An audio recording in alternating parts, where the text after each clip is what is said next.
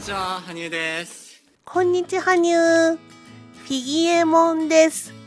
とうとう東京オリンピックも終わってしまって、夏が終わったっていう気がしている方も多いのではないでしょうか。かなり。そんなあなたのために、今日は早稲田大学の e-book から羽生結弦選手のロングインタビューをご紹介していきます。すごい。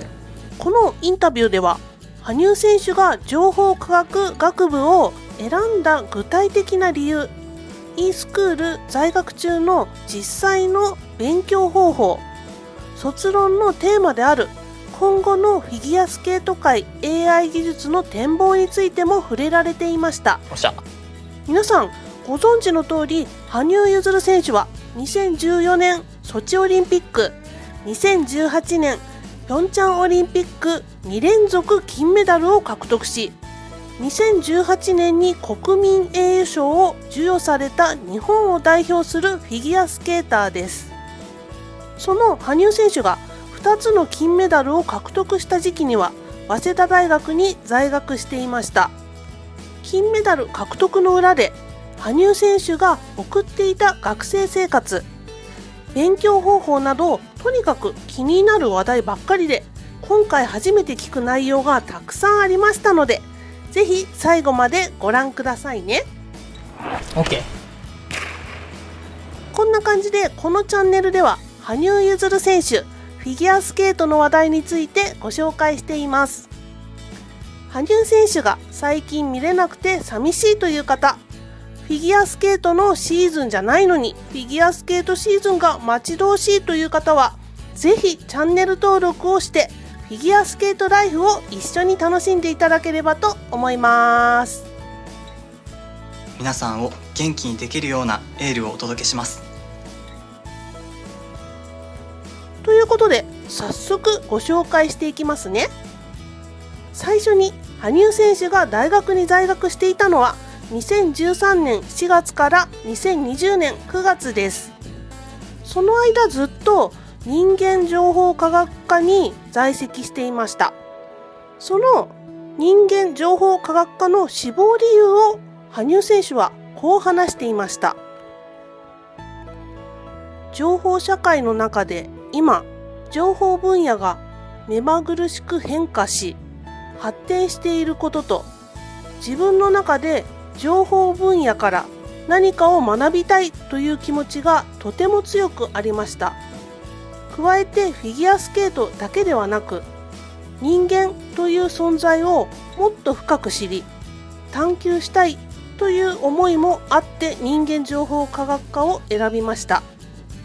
スケートのことを専門的に学びたいのであれば、スポーツ系の学科の方がより科学的に学べるのかもしれませんが、何よりも人間として成長しなくてはいけないって思ってたので、この選択肢しか考えられなかったのです。ってことなんですが、ちょっとね、すごい志望理由ですよね。私はこの部分を読んで本当にびっくりしてしまいました。羽生選手はフィギュアスケートを追求するというだけでなく、人間というね、存在についての探求についても興味を持ってたんですね。だからあの発言やこの発言なんだと思い当たるコメントがたくさんあります。本当に？この選択肢しか考えられなかったっていう言葉はね、なんだかちょっとかっこいいですよね。ありがとうございます。次に入学してからのギャップについてこう話していました。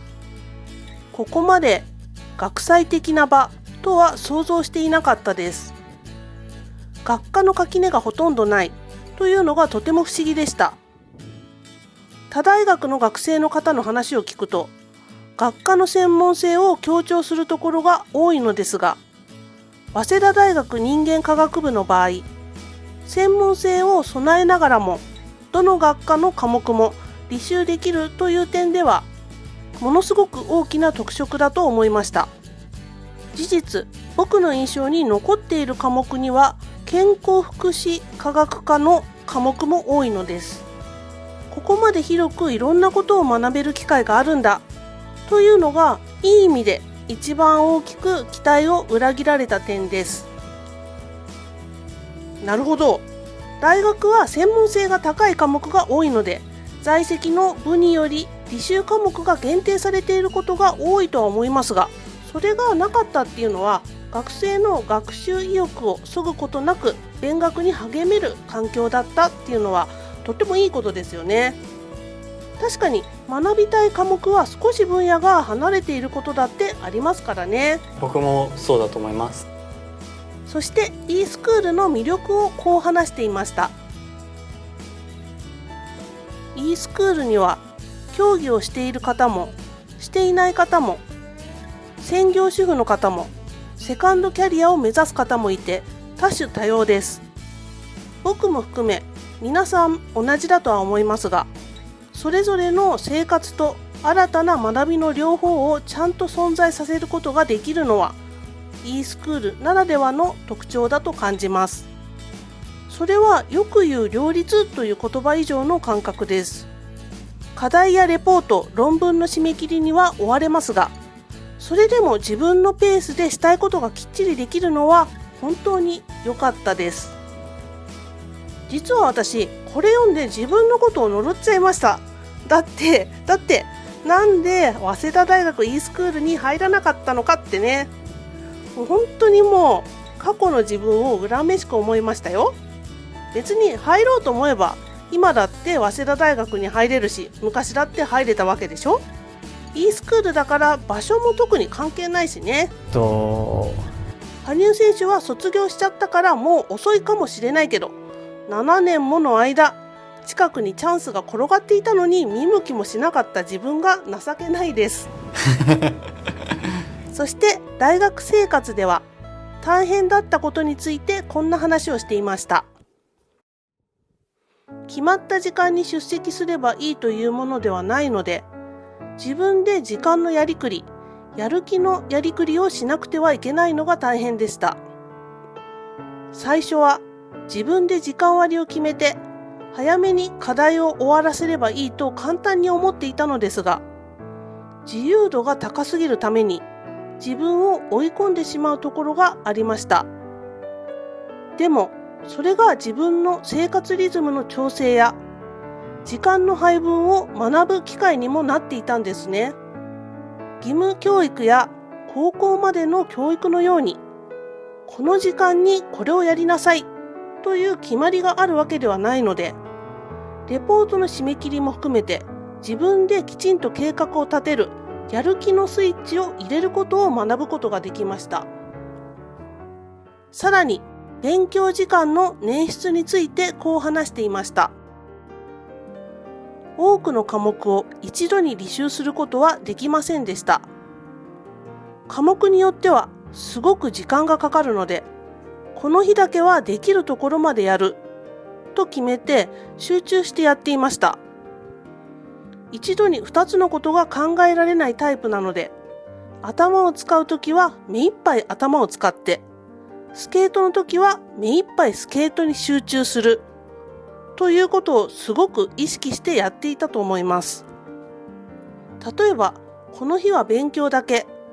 この日はスケートだけといった具合に、僕は集中力は高いのですが、長続きするタイプではないので、集中力の高さをどう勉強に生かすか、集中力を高めるために他の時間をどう有効に使うかを工夫していました。勉強はすごく労力を使うものだと思います。そしてその労力が果たして自分のためになっているのかを見極めることが大切です。ただ無意な時間を過ごすだけなら、それは人生において何の意味もないものになってしまうという怖さが常に自分の中にありました。だから学ぶのであれば集中して自分のものに、自分の血肉にしたいという気持ちでした。競技とレポートの締め切りが重なって追い込まれることもありましたが、だからこそ集中できたとも言えます。人間は直感的に逃げることを考える生物だと思うので、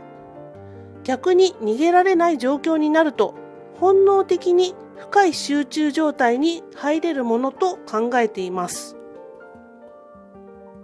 という興味深い話でしたね。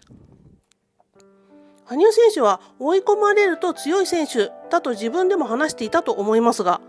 これは勉強も一緒だったんですね。かくいう私もそうなんですよね。どうしてもどこかに出かける予定時間前に5分でも余裕があると違うことをしちゃったりします。普通に考えたら余裕のあるうちにやった方がいいって自分でも分かっていても動かないんですよね。時間ギリギリになっていきなり精度の高い動きでスピーディーに用意ができる。そんなことをね、毎日繰り返してます。もしかしたら人間はみんなそんな感じの生き物なのかもしれないですね。です。次は羽生結弦の時間の使い方についてです。レポートは海外遠征の際の移動時間などを有効に使って作成していました。ほとんどの試合は金土日曜日なので、だいたい月曜日か火曜日が出発日です。そこで日曜日になった瞬間に受講して、およそ10時間以上になる移動の間に頑張ってレポートを書き切って、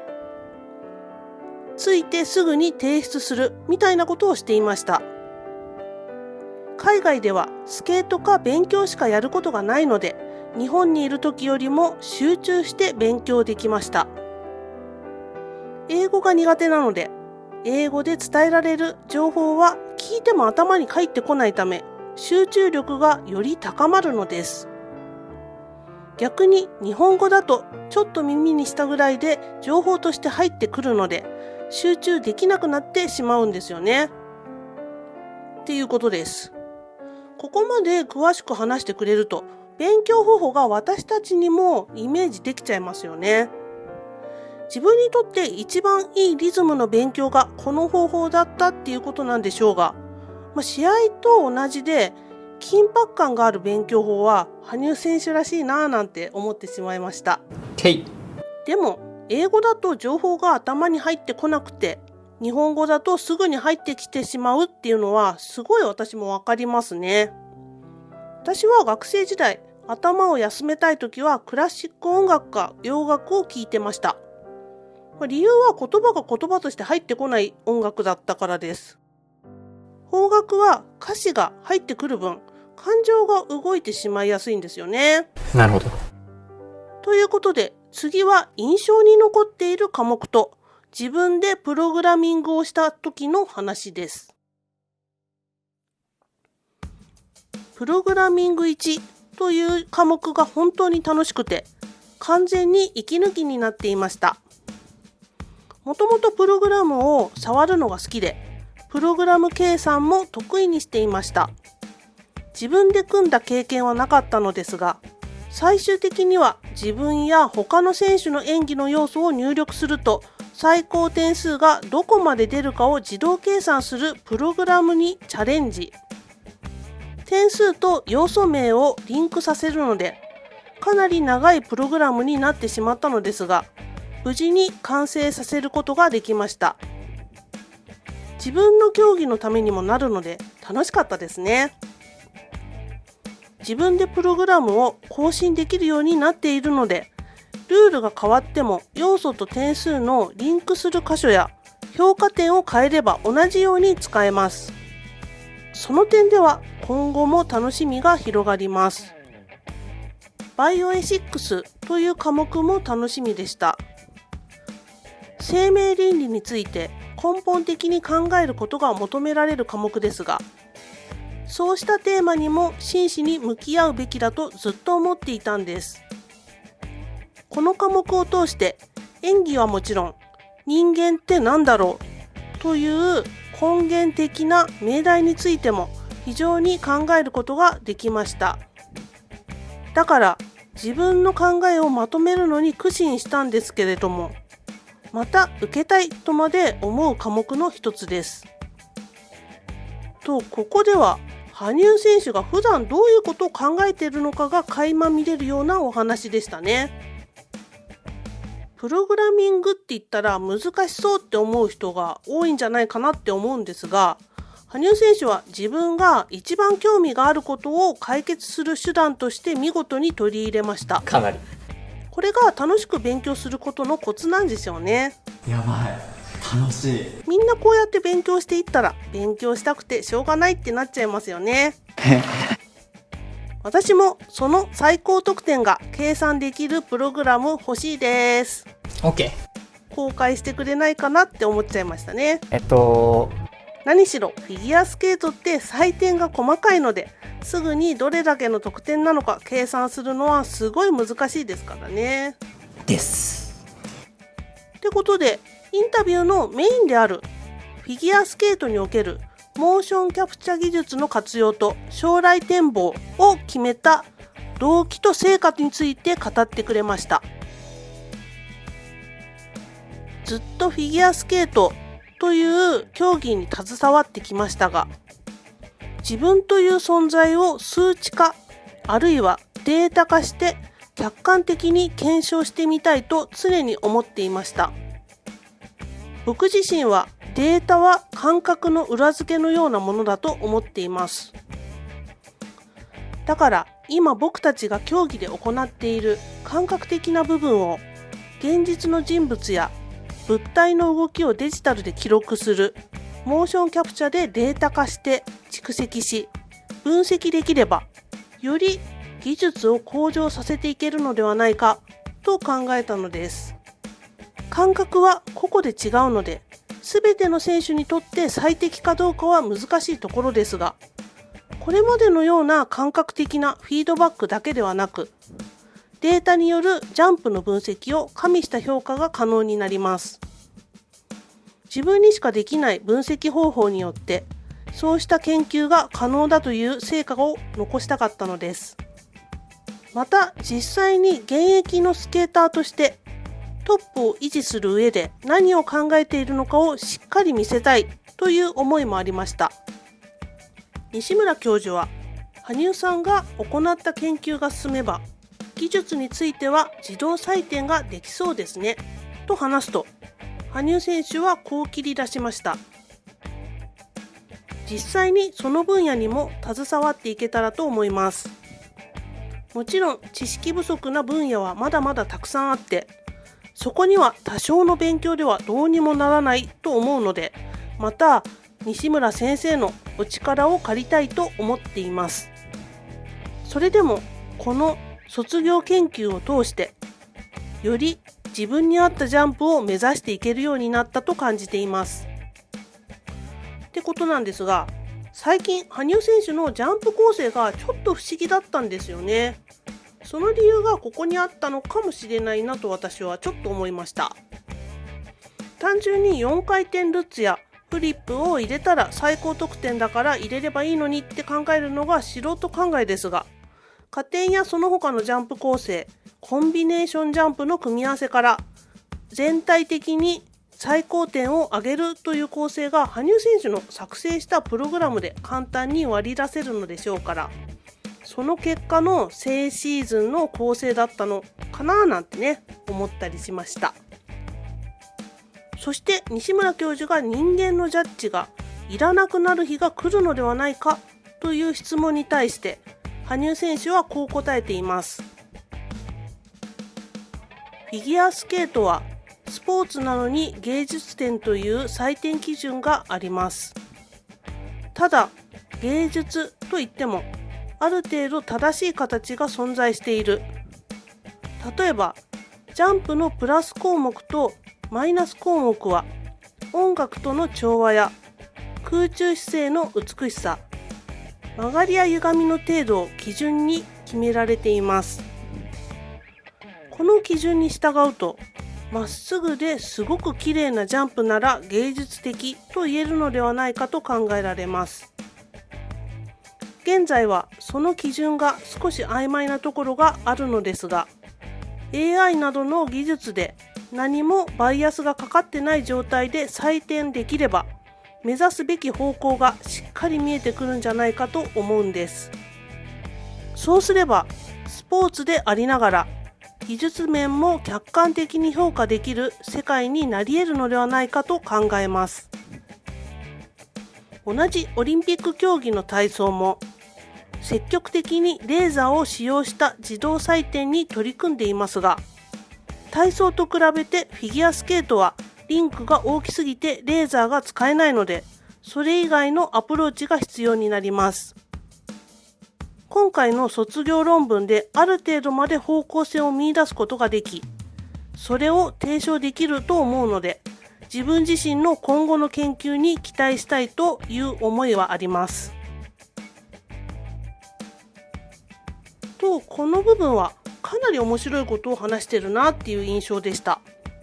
個人的には芸術点の部分を姿勢だけで判定するのは限界があるなっていうふうには思うんですが、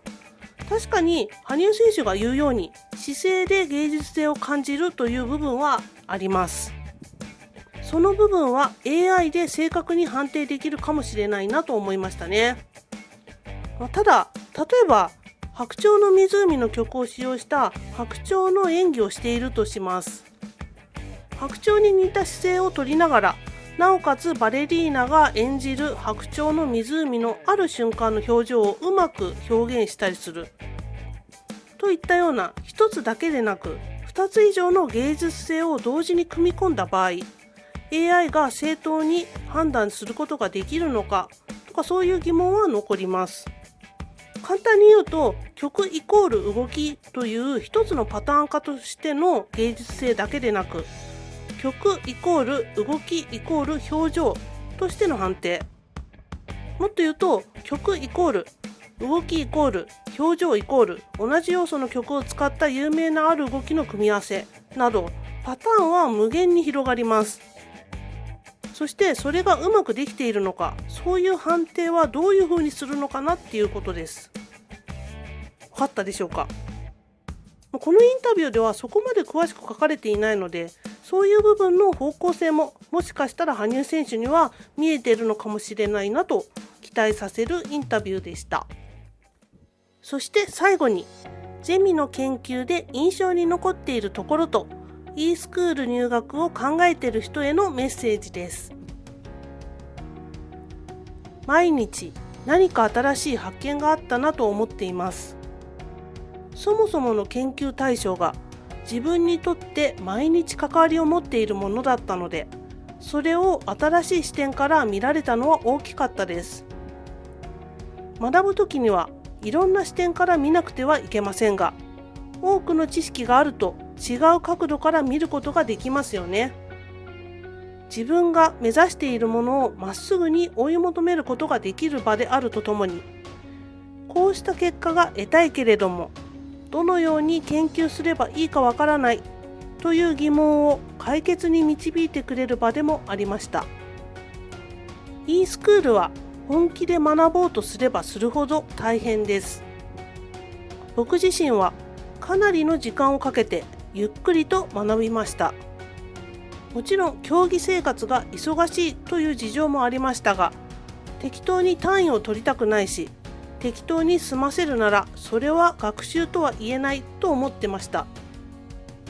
自分で学びきる気持ちがあれば、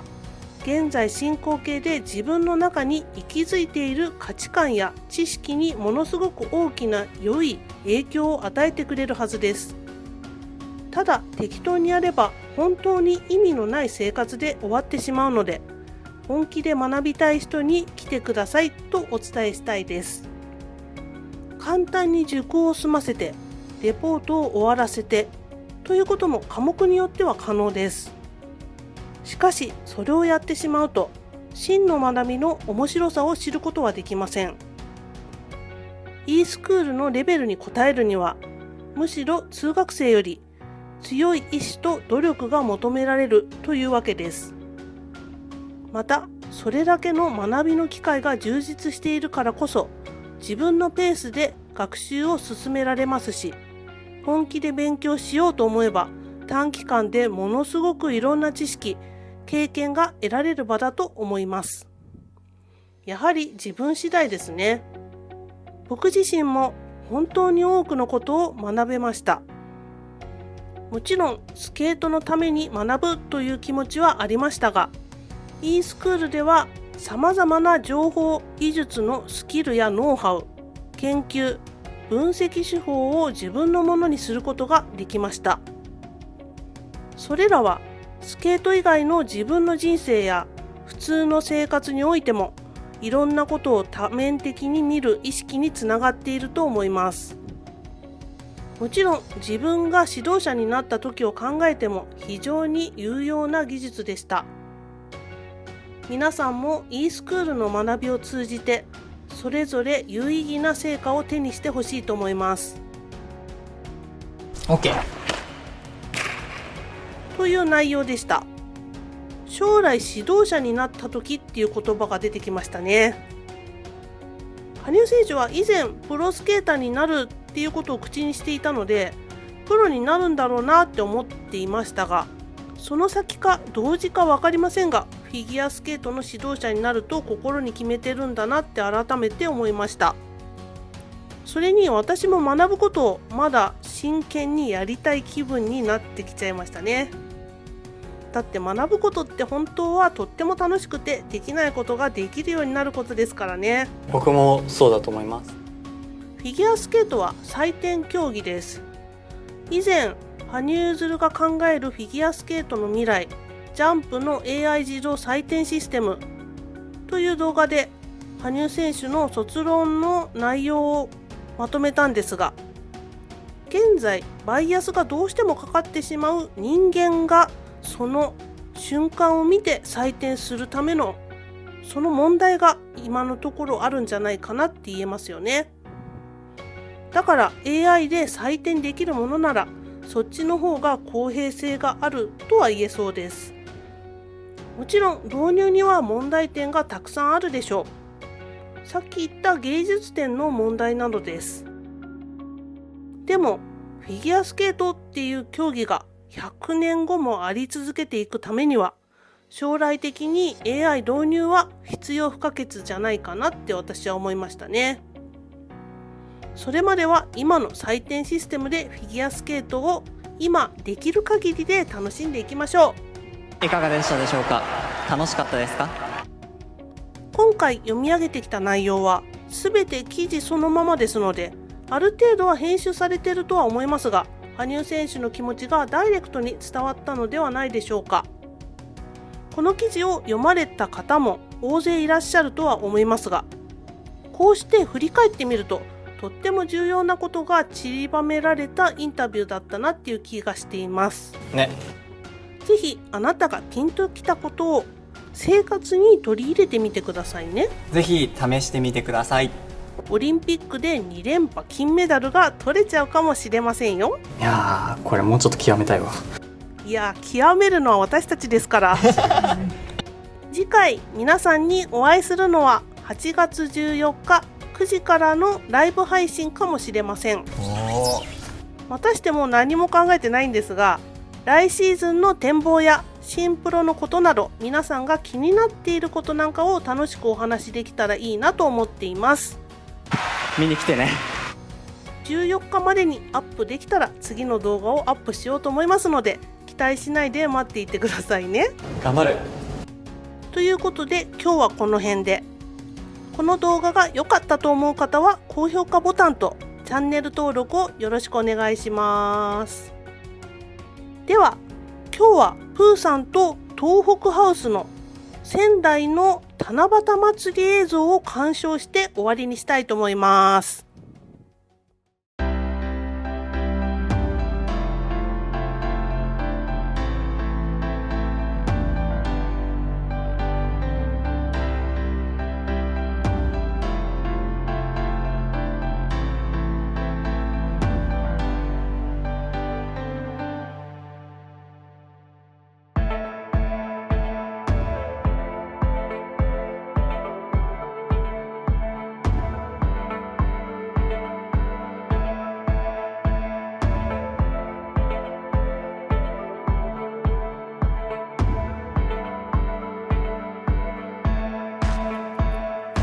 フィギエモンでした。さようなら。